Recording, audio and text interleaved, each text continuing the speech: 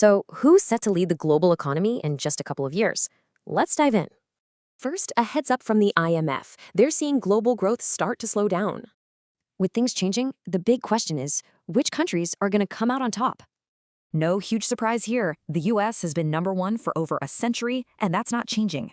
And when you see the actual number, wow, the scale of its projected GDP is just mind-blowing. To give you some perspective, that's bigger than the next 3 economies put together. All right, here's the projected lineup for the top 5 global economic players. China's holding strong at number 2, but its crazy growth spurt seems to be cooling off. And here's a big shakeup.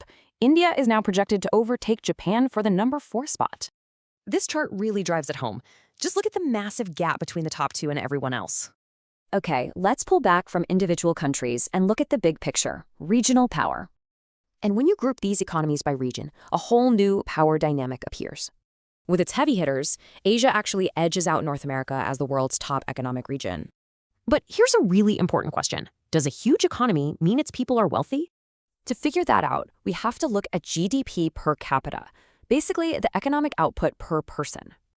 And this is a super important difference, the size of an economy versus how rich its people are. And check this out. When you rank by individual wealth, the list of top countries looks totally different. You can see it's actually smaller, wealthy European nations that pretty much dominate this list. So where are the big guys? Well, the largest economies rank way, way lower by this measure. So we really have 2 key metrics, one for a country's total power, the other for individual wealth. Which brings us to the final question. As the world changes, which of these numbers will matter more?